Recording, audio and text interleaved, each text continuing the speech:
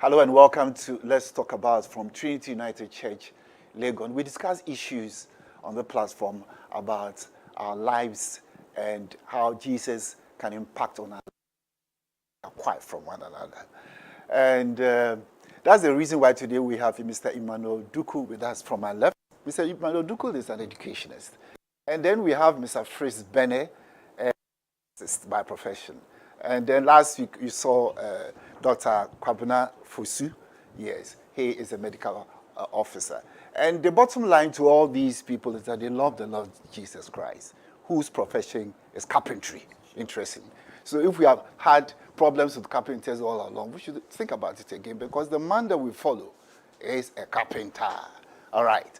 So last week we talked about so many things. We don't have to go over them all over again. But there was one about prostrate. So we'll start with Dr. Fosu to educate us about prostrate, and then we'll take questions from there. So, Doctor, we'll talk about the prostrate. Now we'll be looking at some visuals, and then we can be well informed about it. Yes. Thank you very much. The prostate gland. The prostate gland is one of the glands associated with the male sexual reproductive system. Every male has a prostate gland. Every male has a prostate gland. And so for that matter, as you grow, the gland also grows.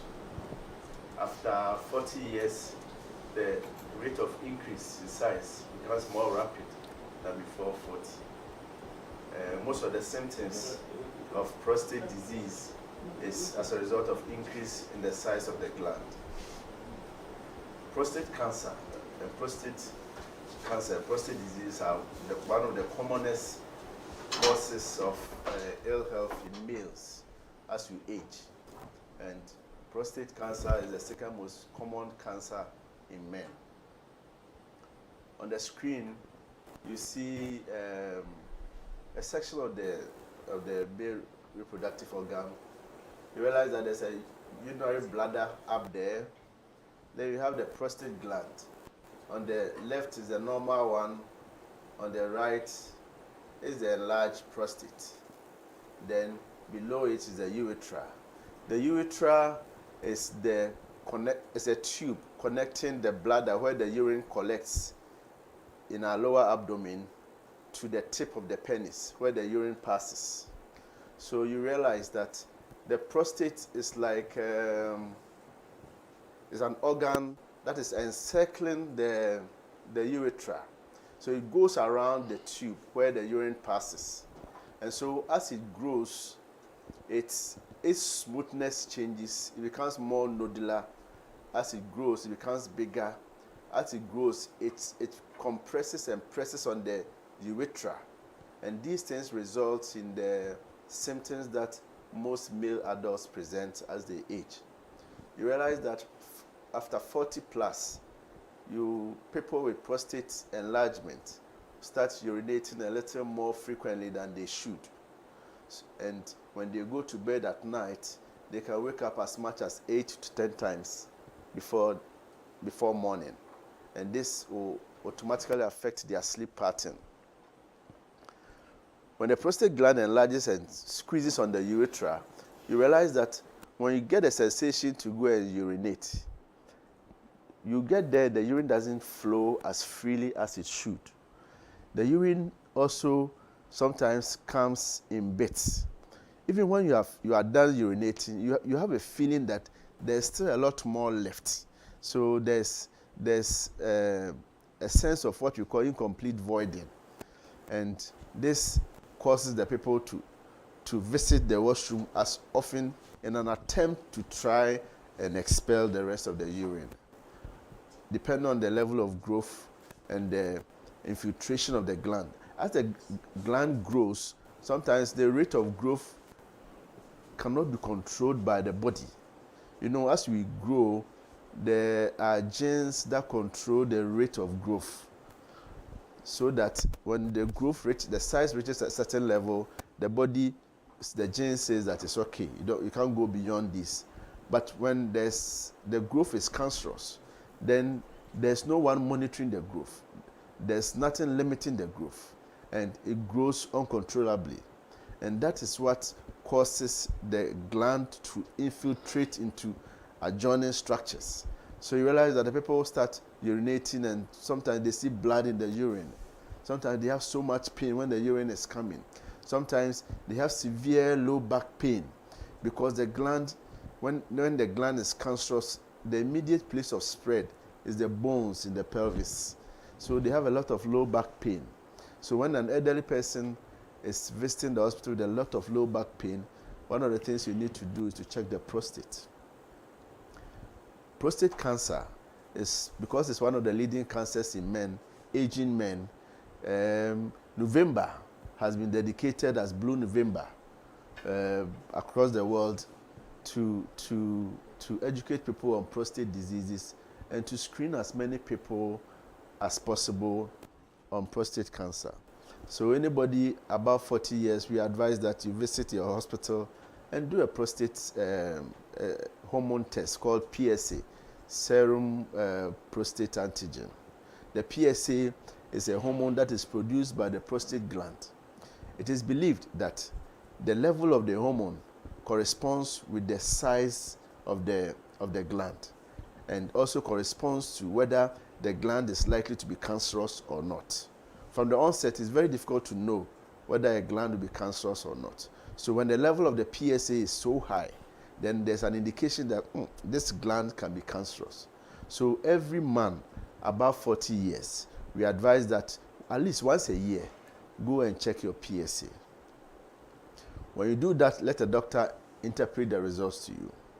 If it's high, one of the things the doctor will let you do is to do a prostate scan to visibly look at the gland, the shape of the gland, the smoothness of the gland, the amount of blood flow into the gland, what they call residual urine in the bladder.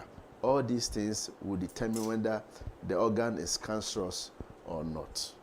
When there's suspicion of cancer or even abnormal enlargement but not cancerous, then we refer you to the appropriate person to attend to you. The doctors who normally handle these things are the urologists. They will see you, they will examine you to see how the gland is, then they will take a biopsy. A biopsy is just taking a sample of the gland and taken to the lab. Then they will determine whether the gland that is taken is cancerous or not. Then the next line of action can be taken. So I'm happy that we are talking about aging, and we are talking about prostate now because it causes a lot of discomfort to our elderly men.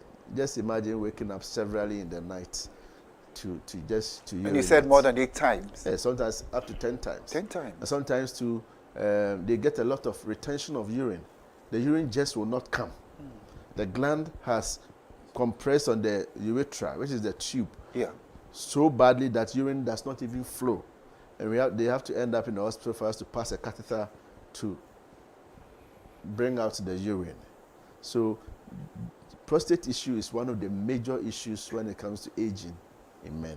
And during the day too, such a person would have to pass urine more often? Yes. And not only at night? No.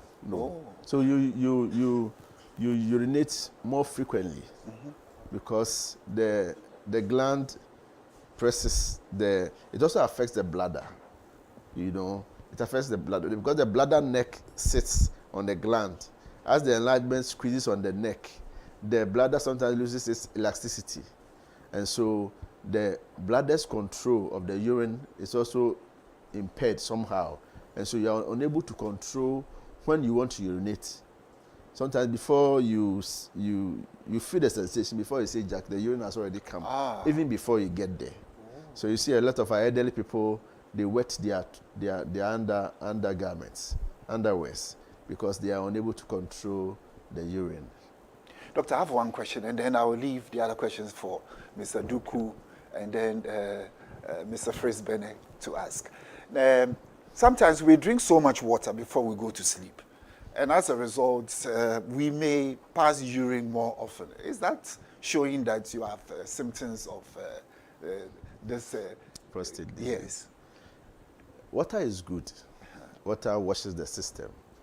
If you drink a lot of water, you are likely to pass urine about 2 times in the night. Okay. I do about 500 to a liter before I sleep. I wake up twice every night to urinate, sometimes once. People who urinate a lot, the other disease conditions that causes people to urinate a lot, especially at night, diabetes is also one of them. Okay. So when someone comes to you complaining of urinating a lot at night, one of the things you also think about aside prostate, if the person is a man, is diabetes. Then normal urine infection can also cause you to urinate a little more. So as part of the screening too, if the main problem is urinating too frequently. That's about 8 or more times. Yes. Okay. In the night particularly. Yes. And even in the course of the day. In the course of the day. Yes. Okay. Yes. You realize that the person gets up from his or her desk, you are in a meeting, and you realize this particular person is getting up more frequently to visit the washroom. Then you realize that there's a problem. Mr. Duku, do you have any questions? Yes, I think the doctor made reference to so many things on this prostrate. But there's a point he was mentioning whether it is cancerous or not. Can we have an enlarged prostate but not cancerous? Yes, we can have an enlarged prostate that is not cancerous. When you do the scan, the shape of the gland will show. Normally, if it's not cancerous, it's smooth. It's not, but if it's cancerous, it's nodular. Like the surface is rough and nodular, and it doesn't have a smooth margin. And when they examine too, they normally do what we call digital rectal examination. They pass the finger through the anus to reach the prostate. They examine and go around it. You feel that it's a rough organ. It's a high probability that it's cancerous. If it's not cancerous and it's just normal enlargement, you still have the symptoms, yes, but it's smooth. But until you take the biopsy to the lab, you cannot confirm. It's always good to confirm that you can be sure that it's not cancerous. And that's the reason you said every November. Yeah. Yeah, once a year. Once a Blue year. November, yes. Okay. Oh, sorry, Mr. So yes. So when it's not cancerous, it has just enlarged because as you were describing, normally most of our men, all of us have this kind of problem. You go to urinate several. You know that one reason why, especially when we are not able to go to funerals and these things, is joining the bars and going there. You see, most of the men's fellowship members are no longer able to go because they feel that a short time they will say, driver, I want to go and urinate. And then the young ones will be laughing. They will be looking at them and those kind of things. Okay. Yes, it looks like almost all men at a particular age will be experiencing this kind of frequent urination. Okay. But I'm happy that doctor is saying that some of them may not be cancerous. But if it's not cancerous and it is just enlarging, is it still dangerous? So it's not dangerous, but if it's affecting your daily work, okay, then because at some point you may not even be able to urinate, they have to pass a catheter and all that. There are medications to regulate the function and to help you urinate normally. There are medications for that if it's not cancerous. Mr. Frisbee. Yes. Are there medications to help to cure this or manage it? When it comes to prostate, for instance, most of the times it started with management because when the symptoms become showing up and you visit the hospital, there are certain medications that they prescribe for you. For instance, there's a drug which a lot of people know, Contiflow. Contiflow. Okay. That one name is tamsulosin. Tamsulosin. Okay. We are learning new.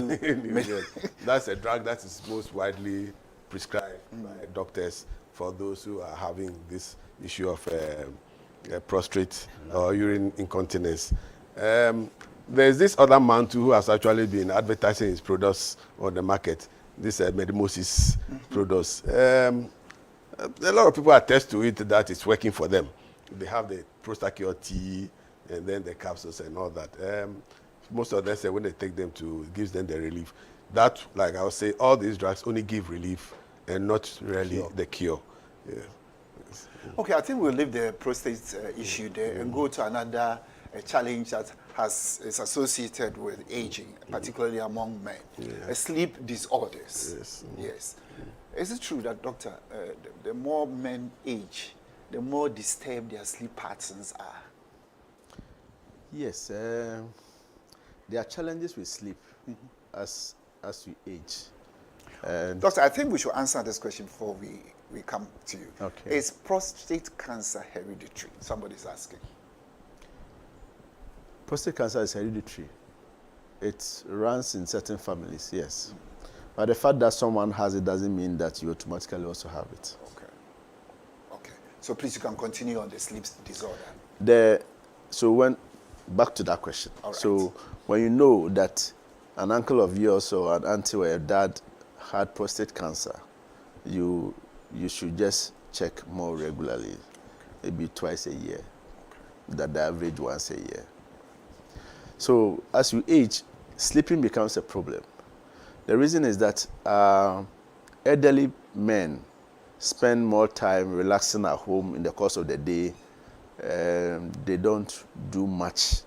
They sit for long hours. They lie down for long hours. So in the course of the day, they've rested a lot. In the night, sleep becomes very difficult. Very difficult to initiate sleep. Very difficult to maintain sleep. And they don't even sleep deep. That is a big issue. So, yes, they experience those things.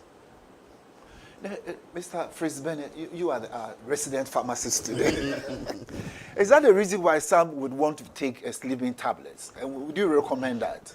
That's the reason why a lot of people want to take the sleeping tablets. But I wouldn't recommend somebody just walking in to just say, oh, I want to buy a sleeping tablet. Because in the first place, sleeping tablets are themselves very addictive. Yeah, it will come to a point that if you are not able to take the sleeping tablet, you'll not be able to sleep. So what really matters is that you have to actually look at your lifestyle. You don't spend too much time sitting or sleeping or doing nothing in the house. You must do certain things that will make you a bit tired before actually getting to bed. Simple, you can do a simple walk maybe in the evening about 30 to 1 hour around your compound. You can, even if you have a garden, you can in the evening you can be watering your garden, just to give you a little bit of sweating.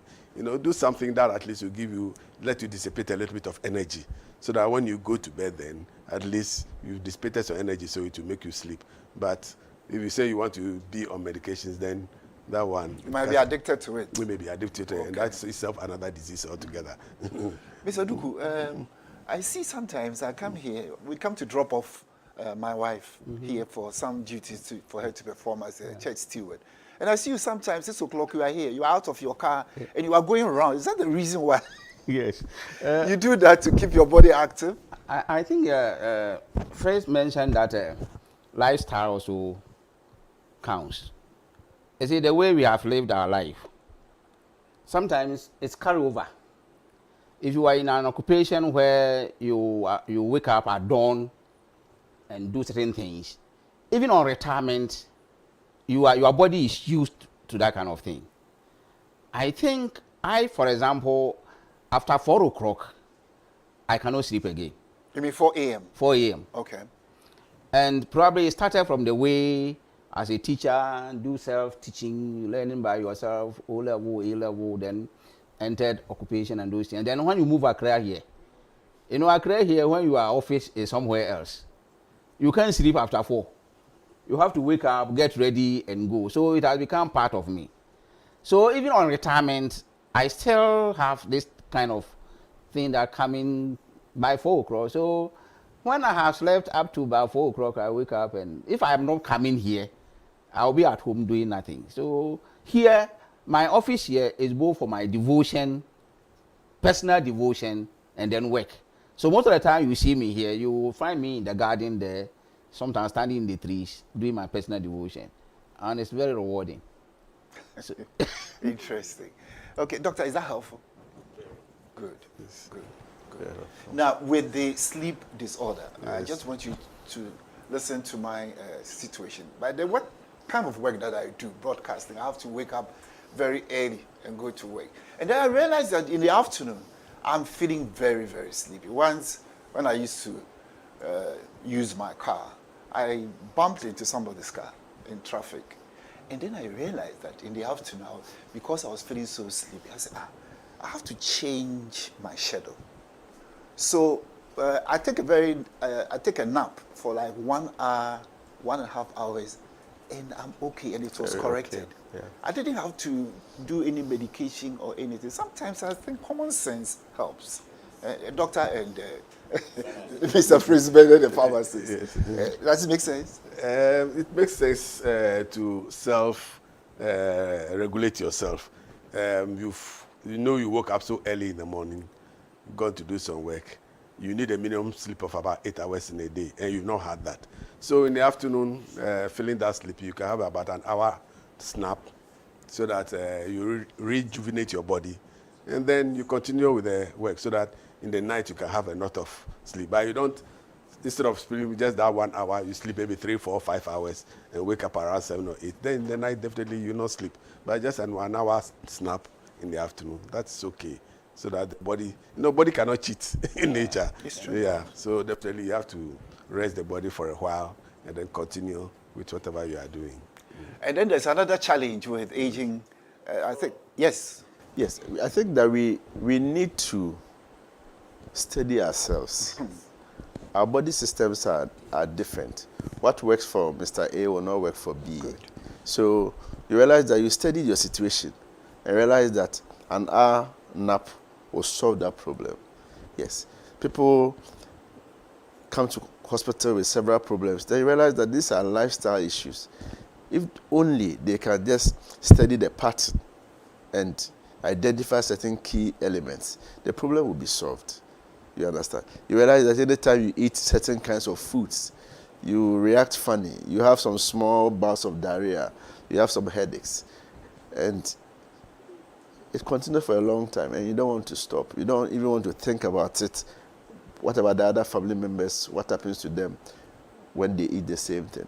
It's good we study ourselves and understand ourselves. When we do that, we realize that most of the health challenges will be solved. Will be solved. And one time also, I realized that I went to the hospital because I had been hospitalized for some time, and the medications were so many. I took them after a while. I realized that anytime I took 2 particular ones, I felt very funny. So you know what I did? I carried all the medicines to the doctor and said, "Doctor, anytime I took these 2, I wasn't fine. Could you please change it?" He said, "What do you mean by change?" I said, "Okay, maybe I said the wrong thing, but you do something about it." Ultimately, he changed them, and then when I took them, I was okay. So thank you very much for that advice. And one other thing that I believe which is a challenge to aging, is the kotoju. I call it the kotoju business. The knees, the joints, the CC, the waist, and all that. How best can we go round about that? You need to study yourself. Okay. You know that the man that used to run very fast, walk very fast, is not the same person anymore. Your bones are giving way. The strength in the bones are not the same. The joints are more stiff than they used to. So you need to manage yourself well. And if you're able to keep on exercising, it helps. The muscles don't get weak. What worsens the situation is that you are aging, you are gaining weight, the joints are stiff, and you don't exercise. If exercise has not been part of you, and you don't start early, it becomes very difficult to initiate it when you're having these challenges. Because of pains in the knees, you end up sitting for long hours and not do anything. You are eating, you are sitting at one place, gaining weight. It will only get worse. So a little bit of walking, a little bit of doing something, moving around helps. Now at some point you realize that the way you even pick things from the floor and stuff is not the same. So you have to find a conducive way to do it so that you can survive. Otherwise, you end up falling, because as you are aging, your sight is also, there are visual issues, cataract, visual impairments and all that. So you really need to manage your situation well, knowing that your joints are not as strong as they used to. So you cannot walk as fast as they used to. But there are a few things you can still do to keep fit and to keep the muscles active. You're still listening to us on Let's Talk About from Trinity United Church, Legon. We're also on YouTube and Facebook. You can send your questions and comments to our WhatsApp number 0501 579996. I believe it's on your screen 0501 579996. Mr. Duku, what kind of exercises do you do? Walking. You don't play football? No. But I walk a lot. I see. In fact, sometimes you'll find me walking from the Lakeside Estate all the way to a Katamansu area. And that's about how many hours? Oh, I can walk Saturdays. Sometimes I can walk from 5 o'clock. By the time I come home to about 9 o'clock. And you feel very fit after that? Yes. Ooh. For those who cannot, let's go to Mr. Frisbee. For those who cannot do the long walks, you know, what do you think they can do? So for adults, for instance, we have this aerobics. What is aerobics? Aerobics is a dance type of exercise. Okay. Yeah. In fact, we used to have aerobics in this on this Trinity compound some years back. We had a Keep It club here that we used to do aerobics on Saturdays morning here. Yeah. Until it collapsed. You know, aerobics is a very nice way of doing exercise with the adults.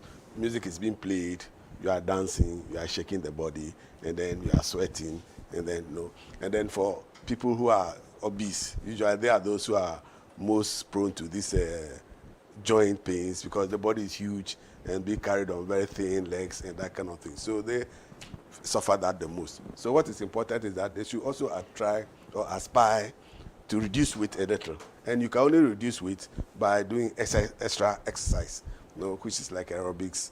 Walk is also very important, but they'll complain, oh, they go to jail, like you are saying. But the dance, I'm sure it makes it very simple for people to dance. Okay. If you can join any other game, those who during their childhood learned how to swim, they can continue swimming. If you are slightly strong like I am today, you can go playing some tennis, Which you do? Which I do. Oh. Apart from tennis, what else do you do? By way of exercise? And walk. Walking. Walk. Yeah, when I'm in the pharmacy in the evening around 6:30, I just take a walk around Medina and Kaba, about 30 minutes to 1 hour walk, like he said. Yes, and I time myself. I do a minimum of about 5 to 8,000 steps. Wow. And then come back. And that's what has kept me that fit to date. Not because the bones are not creaking, they are still creaking anyway. But not as bad as it should be. Know that you two are looking very good. Looking very good. Doctor, when it comes to certain kinds of exercises, for those with problems with their knees and their waist, what do you recommend? They want to do some small exercises. So with a knee, for instance, what kind of exercise would you recommend? Those with the waist. For instance, he wants to take something from the floor and he's up that way. So if he's coming down, what kind of exercise, how best should he do it? So can he squat? Maybe not. He will get there, he can't get up. That's even the end of him. So it comes back to studying yourself. Okay. Normally the physiotherapist will help you with these things. They will take you through the range of motions that you are able and advise you on the kind of exercises that will help you in order not for you to break down. Because if you take a wrong turn, it can change your story. So we need to, walking should be prepared. Even from here to the end of the wall, it's fine. Okay. You can do that. For us, you say like 30 minutes a day. Yes, you can do it in bits in the course of the day. It should be helpful. So it's not cast in stone. Everybody's level of tolerance is different. So we should know ourselves which one works best for us. I know a man at his age, I think he must be 50 plus 60. And then one day he decided that he wants to go with the young men to play football. He went in there and he had made one serious, dangerous turn, and that was the end.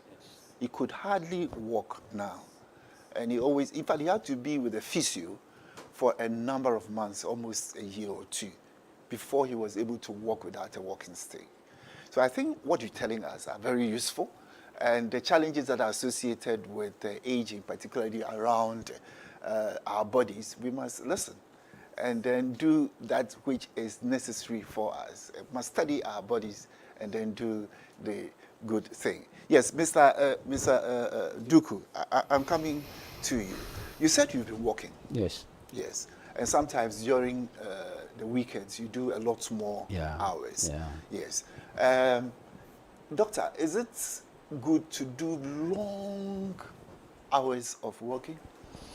So you realize that if you ask him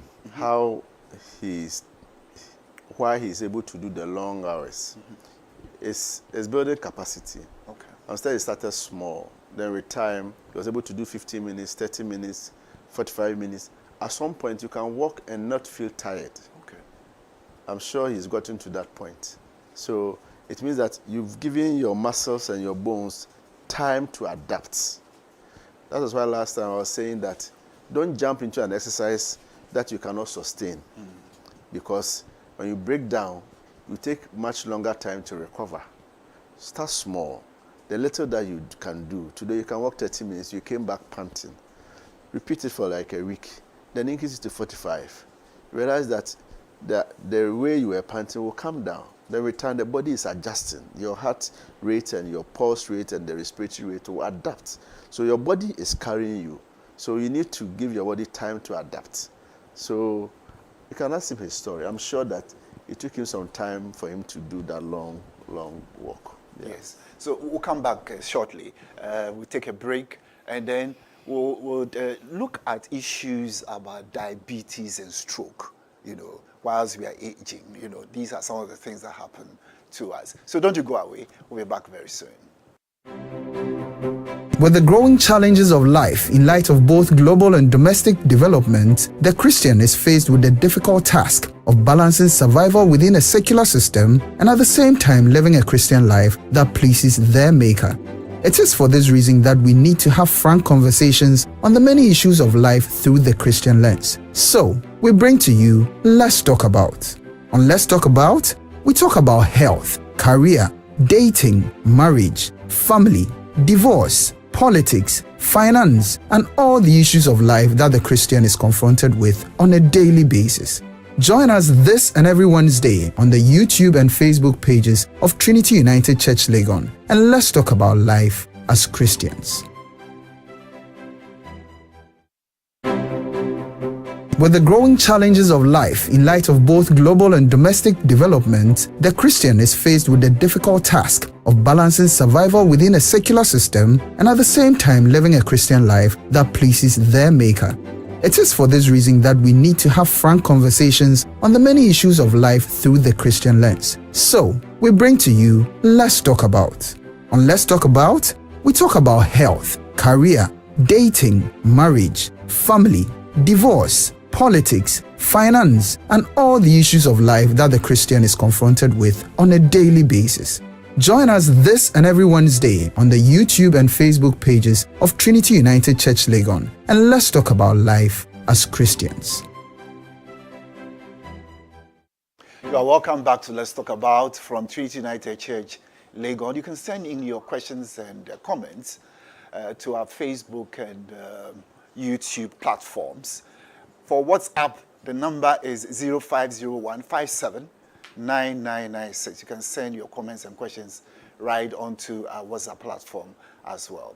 Now, I don't know who to direct the question to. I think I'll go to Doctor, and then I'll come back in that direction. I have a friend who finished secondary school, I think 15 or 20 years ago. He says he's come across 5 of his friends with stroke. They must be barely 40, 30-ish, Doctor, why is it that at this age, we knew very, very old people used to have stroke. Now, such ages, why? We are what we eat, and our lifestyles have changed over the years. We say we are more modernized, but that comes with a lot of these things. Whilst in medical school, the people who were coming for regular checks, BP, hypertensives, and diabetics were elderly people, 70 plus. But now in the clinics, you see a lot of young people coming with very high blood pressures, as young as 28 years, 30 years, 35 years. By 40, 45, a lot of people are getting strokes. The reason is that we are not resting enough. We are not eating well. We are eating very late. There's so much stress in the system. And when the BP starts going up, you give them the medications, especially the young men. They don't take it. Why don't they take it? They don't take it for some reason. They talk among themselves. You know, they have these groups. Sometimes they close from work and they meet and drink and chop pork and those things. So they talk a lot. And they have the belief that the drugs for the hypertension is causing erectile dysfunction. So they don't take the medications. Yes, there are a few drugs that can affect erection, but there are a lot more drugs that do not. High blood pressure itself can affect your erection. So you realize that a lot more females also have high blood pressure, but a lot more males are coming down with strokes. And the strokes the men are getting are hemorrhagic. There are two types of strokes, sorry. Okay. One of the strokes, the pressure is so high that it tends to cause bleeding in the brain. That is hemorrhagic stroke. That is more serious. Few people may not recover instantly. There's another form where the stroke is as a result of occlusion of the blood vessel. So the blood, not enough blood is getting to certain areas of the brain, and you end up with stroke. That is ischemic stroke. That the recovery is faster than the other one. But because most of the men have high blood pressures, they don't take their medications, they end up rupturing a blood vessel in the brain that will lead to bleeding. So they come with hemorrhagic strokes, and the consequences are more severe. So I will tell them that what you will be in future is as a result of the lifestyle we put in today. Once you have a family, you should always tell them that the BP medication you are taking to control your blood pressure is not just for you. You are taking the medication so that you can live longer for your children and for your wife. People depend on you. So don't be selfish. Don't be boys. At some point in your life, you need to get closer to your family. Take your medications. If you have any challenge with your medications, talk to your doctor. There are a lot of doctors in the house, in the lorries, in the offices, who are giving so many different advices. They stop their BP medications, they are taking a lot of herbal stuff, and they come to the hospital only with stroke. And it's sad. You see 45-year-olds, 42-year-olds, which didn't used to be so. So my advice is that, one, we should eat right. We should eat a lot of fruits and vegetables. We should drink a lot of water. We should cut down the alcohol. We should cut down alcohol. We should stop smoking. At best, you could even avoid it. Yes, if you can, yes. Stop smoking. You should exercise. The reason why you need to exercise is that you burn down fat, you burn down cholesterol. A combination of hypertension, cholesterol, diabetes is triple jeopardy. It's serious. It risks your chances of getting stroke early. So if you can avoid these lifestyle modifications and exercise, eat right, avoid eating late, get enough rest, I think it's a good start. Thank you. Thank you very much, Doctor. Yes, Mr. Fritz-Bene, you are a pharmacist. Do you come across such people coming Oh, yes. to you? You see this of late, very young men walking in with prescriptions for hypertensive preparation medicines. As young as... Oh, 30, 35, 40, and they have very high blood pressure. And like you were saying, a lot of this is just stressful work. Somebody finishes from the university, and within the next 2 years, he thinks he might own a house, must have a car. They are putting too much pressure on themselves. Too much pressure on themselves. So they are not working. They come from work, they are going to do Uber, or they don't sleep, so much.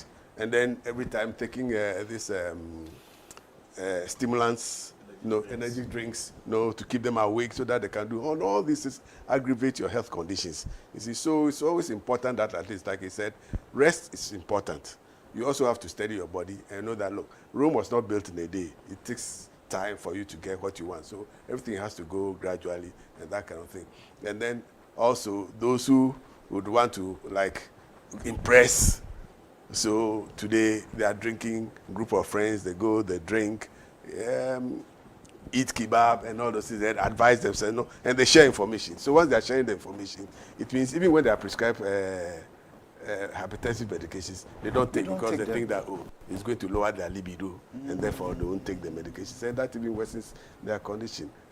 The drugs are there, even if something that you control your BP with the medications. You can control it. There are some who are though very expensive, but the cheaper ones too are there that you can use it to manage your hypertension and probably even diabetes, like, because hypertension eventually ends up in diabetes or vice versa. So most people will end up that. So the young ones at least should try, exercise, be patient, take their time in looking for money and chasing the worldly things of life. They will come naturally as you work on. So that's what I was. Thank you. Mr. Duku, I see you, getting through the scriptures. What have you discovered for us? Deuteronomy 34, verse 7. Moses was 120 years old when he died. His eyes were undimmed and his vigor unabated. When Dr. was mentioning that as lifestyle, as a Christians, we have our own lifestyle. If we were to go by it, some of these things will be avoided.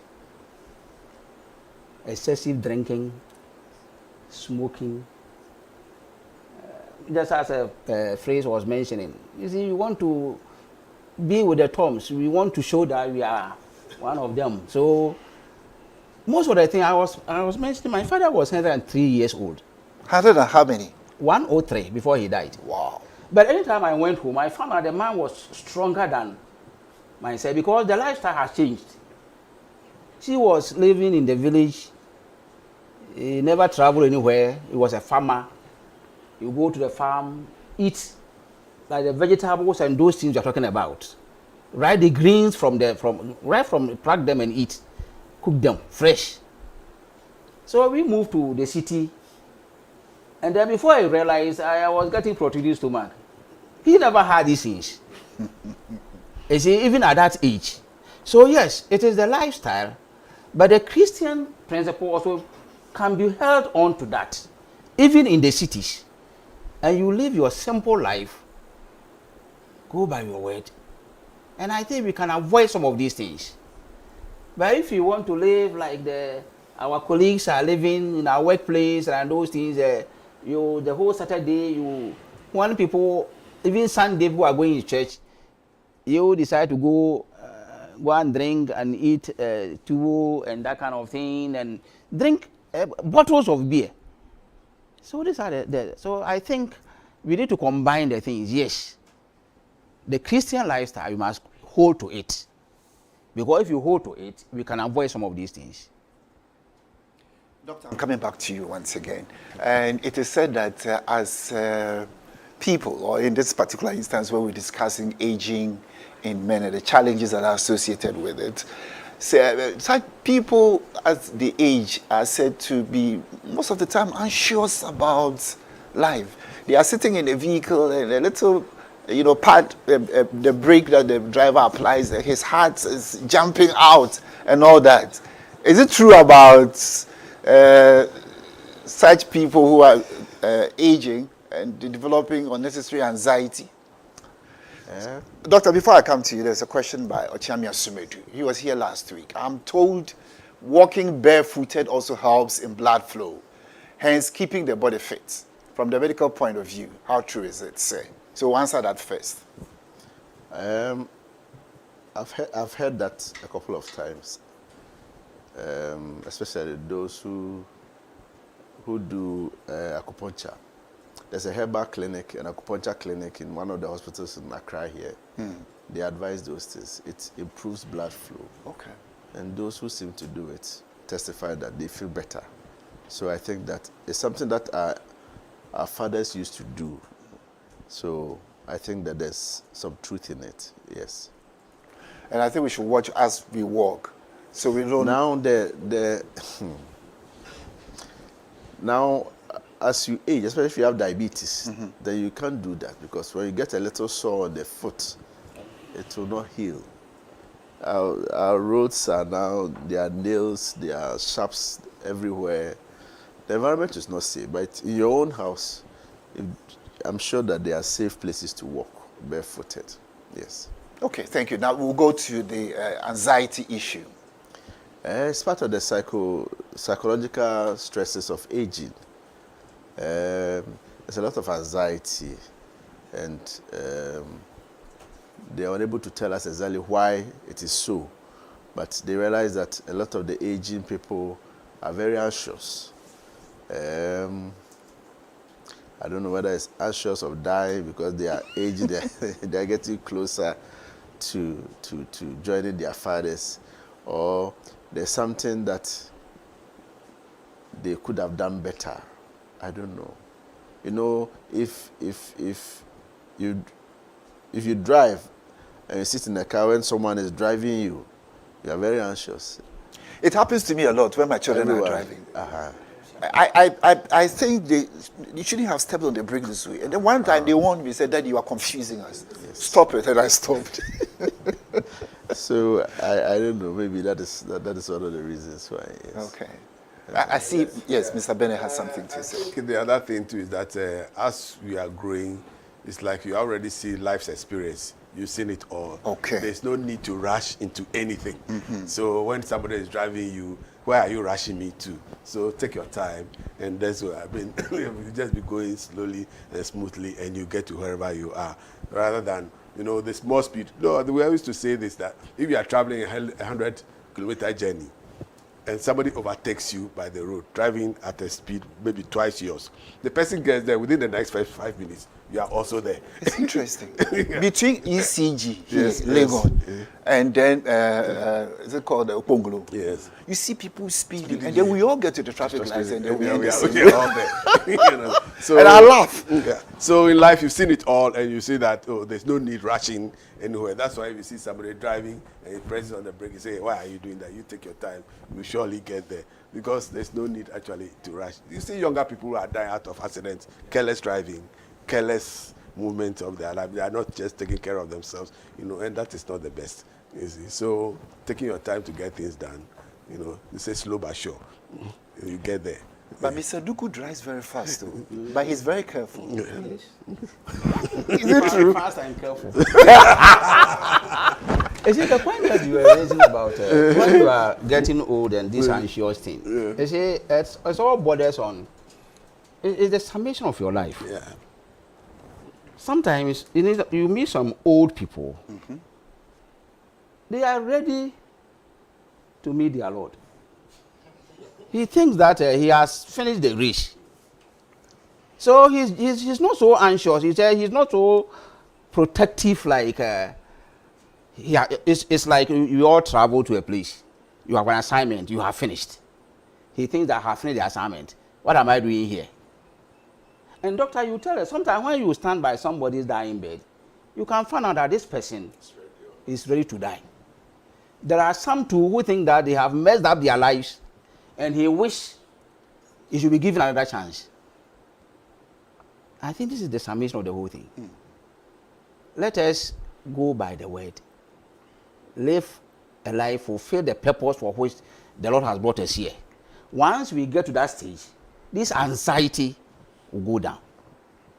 Other than that, you can, it's not the number of you. Or to our WhatsApp number, 0501-579996. Now I've got it. Yes. So send them to us, and then we will see how well we can look at those questions. Yes, Mr. Bene, you are a pharmacist. That's right. You come across a lot of people with medical cases coming to you for medications and all that. Sometimes, in addition to your work as dealing with medications, what kind of pieces of advice do you give to people who come? We actually counsel people also on the right use of the medications. We do medications review. We're discussing an issue where somebody has about 9 medications on a prescription. Yeah, and those 9 prescriptions, the person can always confuse taking the medication because some have been given. The person was on one, hadn't finished taking. He goes to the hospital, they add, might be the same medication, which is of different packages and then the person will take one of this and take the other, and then overdose and all those. So we do actually do medication review, as the look at what the person is taking. Maybe you drop from about the 9 products, can make a suggestion that see your doctor. Maybe out of 3 of drugs can be in one package, so that you can buy that one, provided you can afford. Because once they combine the drugs, it makes it easy for you to take. But at the same time, the price becomes higher. The price becomes higher, and that has always been the challenge, because the fewer people are able to go for the higher option. But it's also very good if you can work a little harder to be able to do that. So apart from just giving out medication, we also counsel people on how to use the medication. We counsel people on lifestyle medications. We do periodic testing. Most pharmacies now, you can just walk in and do a sugar test, and then whether you can go and do this. Can you even do malaria test? Yeah, we do malaria test. We do this body mass index. If you think that you are becoming too fat, you can go there. Then you are advised on how to use all those things. So, pharmacy, we do quite a lot of things, not just giving out medication. You are a good pharmacist. You are good. Yeah. Now we're going to talk about dementia, forgetfulness. I guess I'm getting the interpretation right. Yeah. Doctor, and I'll come to you, doctor. So many people worry about becoming forgetful. They think forgetfulness is the first sign of Alzheimer's disease.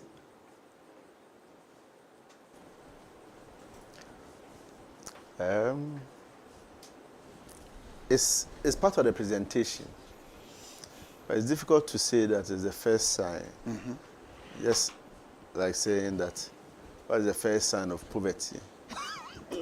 Everybody will have their story to tell. Yeah.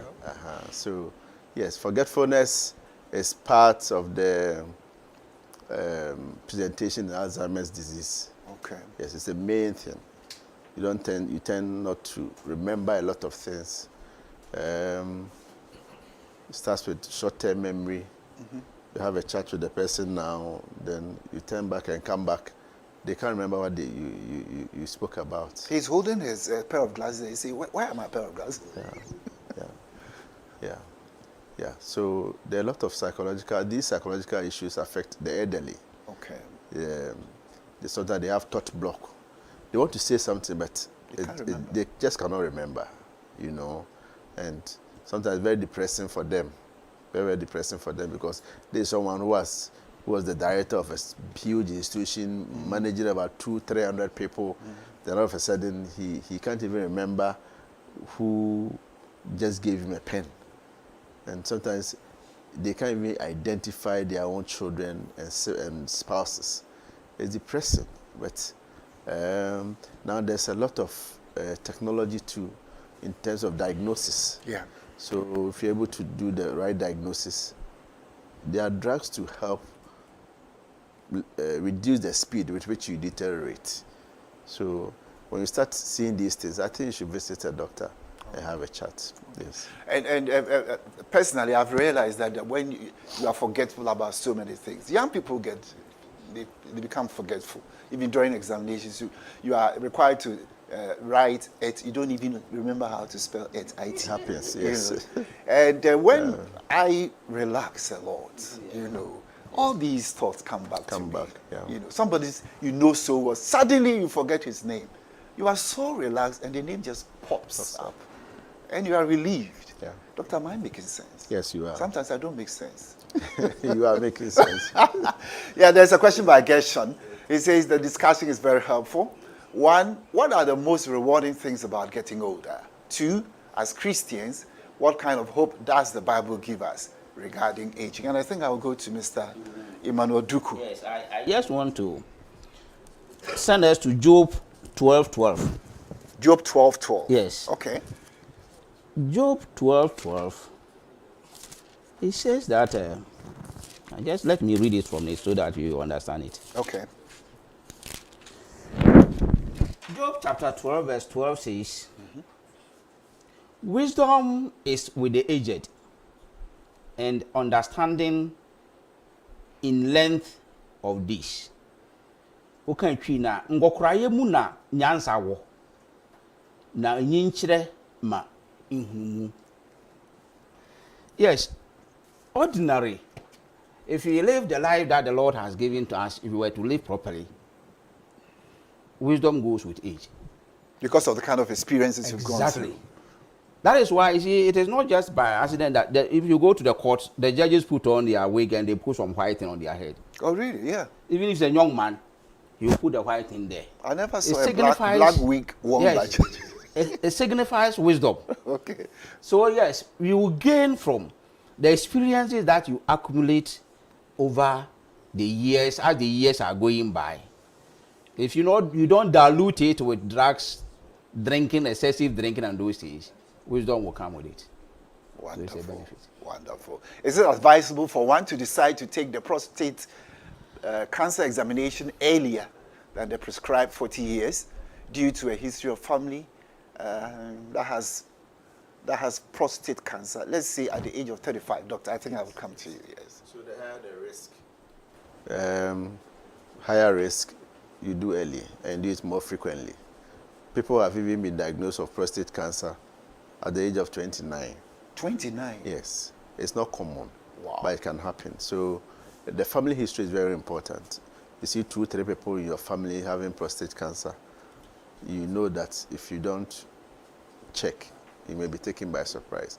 The good thing with all this is that if you screen early and you see it early, it can be done. It can be handled without any complications.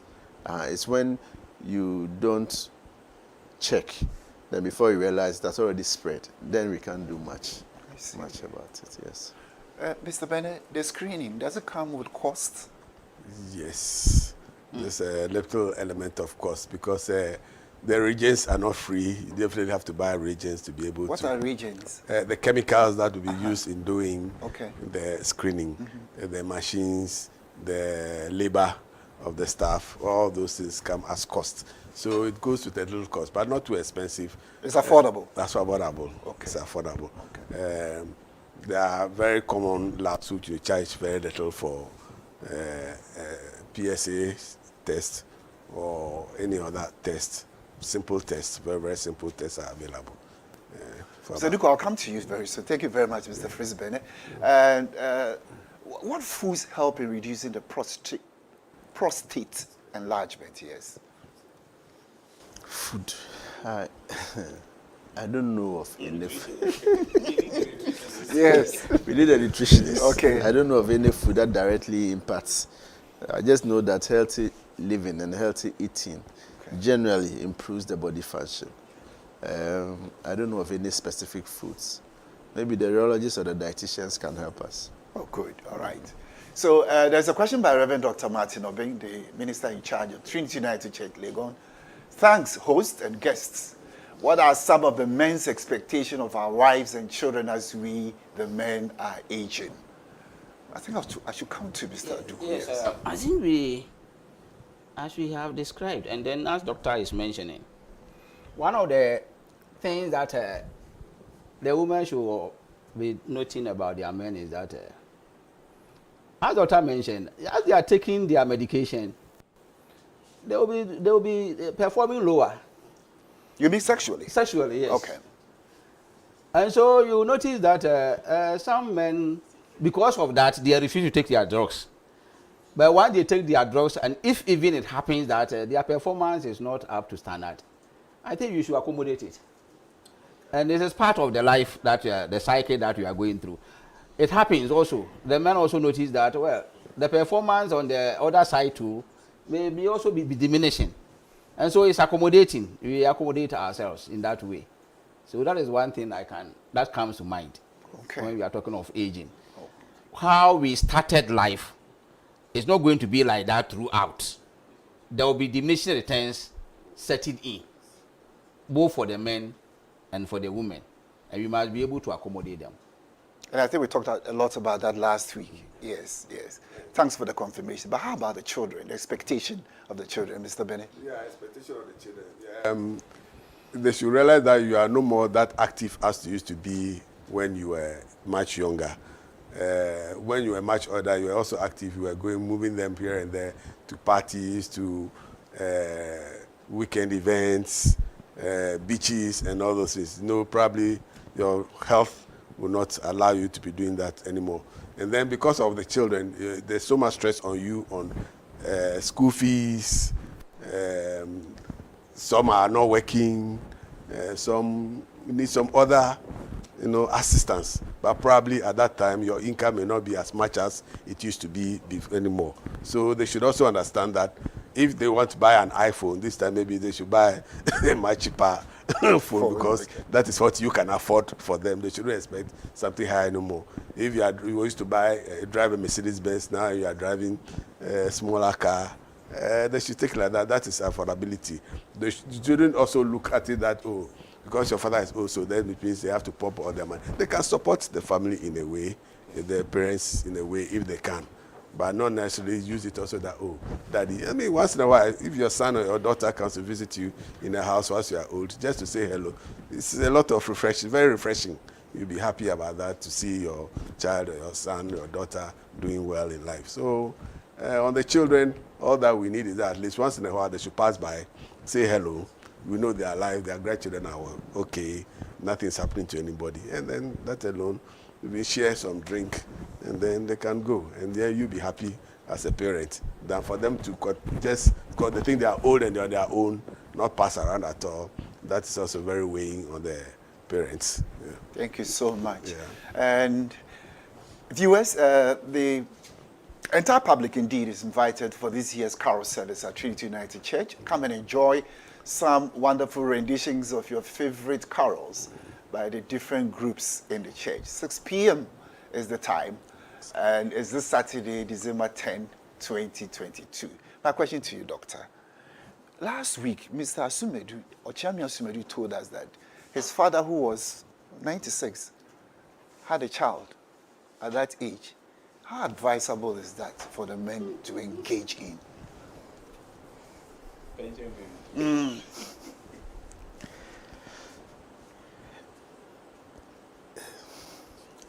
The man at that age is still a man. Testosterone levels are low, so libido will be low. Erection will not be as strong and firm as when he was younger. There will be issues of premature ejaculations and stuff like that. But I always say that a motivated man will climb the mountain, no matter how high it is. So the woman too at that age will also have issues, but together, they knowing themselves, they will motivate each other to still have some fun. Sometimes I see couples, the woman is 82, the man is 85. They come, they are still holding themselves, joking and teasing each other as if they are people who are just met themselves. And you see that there's so much love and affection. Such love makes the men grow well, and men who have good family support also grow well, and they are still alert and happy. Men who also engage they are involved in their grandchildren's lives at some point are also smart and they are happy. These things help them to keep thinking. Their homework, as if you are helping them, you are thinking about one thing or the other. The children engage you with certain questions, keeps the mind alive.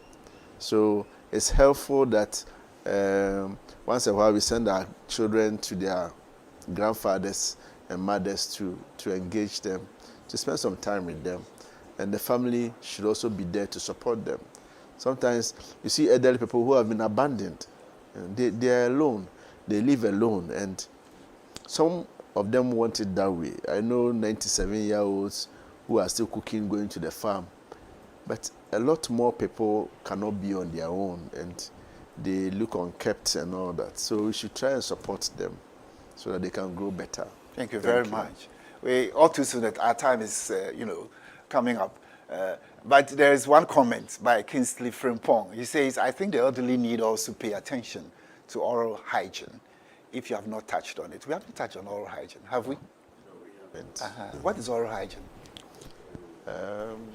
Oral hygiene is about the mouth. Yeah. Okay. It's about the mouth. And most of the times when he says that, when the elderly talk, there's some order or more or less.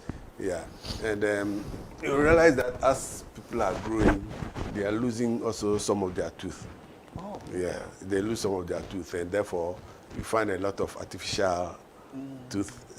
So they should brush their teeth Regular. more Yes, often? regularly. Regularly, So, okay. Yeah, so you see a lot of artificial teeth there, and then that first teeth are not as smooth as the normal teeth as they are. So when you brush or you eat, you still have particles hiding in some corners and that kind of thing. So you'll be brushing your teeth. Okay. Yeah, but then still you may have a few there. So, and then some of the things that will happen is that because it is there, you usually get some of bacteria hidden in some of the decayed tooth or whatever, the gum and that kind of. So all those things will give an unpleasant smell in the mouth.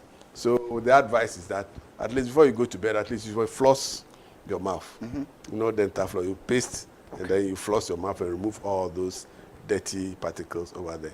Periodically too, you can visit the dentist. How often should we see the dentist? Well, we can do that half a year or half a year, every 6 months. A lot of us don't do that. Yes, half a We year. think it's So- not necessary. No, it's very necessary. It's very necessary. Yeah. So that they can polish and remove. So that they can polish and remove all those particles hidden over there, including the plaques and all those things covering the tooth. So that's what actually causes. And then it's advisable that you visit the dentist periodically, at least every 6 months. I think we should be running up, but Chrissy's question, we'll just touch on it briefly.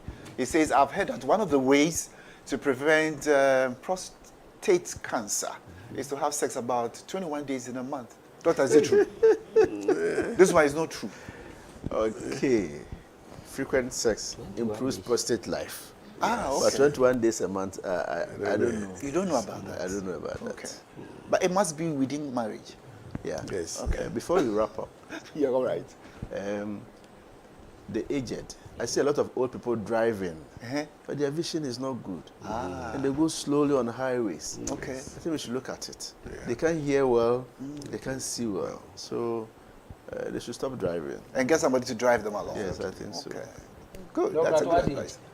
Hey. No, when you realize that your vision is not as clear as it used to. So, Abraham, you read Moses was 120. his eyes were still sharp. Yeah. We've moved away from that stage with the food we are eating now. So we should know ourselves so that we don't cause a lot of accidents on our road. Okay. And some people too know they have a bad eyesight, and yet they'll still drive because they just don't want to go to the hospital to buy spectacles. Oh, really? Wow. There are young people now wearing spectacles. Well, and this is a question by Senior KD. Okay, to my understanding, please, does it mean that when we marry, we should give birth at our early ages? That's a youth stage, than to wait? Simple answer from doctor, then we'll call it off. You marry at 30, you know you have 30 years to go on retirement. So the earlier you start, the better, so that you don't be paying school fees in retirement. All things being equal. It's very stressful. Okay, all things being equal. All right. Well, okay, so that's how we ended all on Let's Talk About this evening. Next week, Wednesday, we'll be here once again. Do have a lovely night. Bye. Thank you. Bye.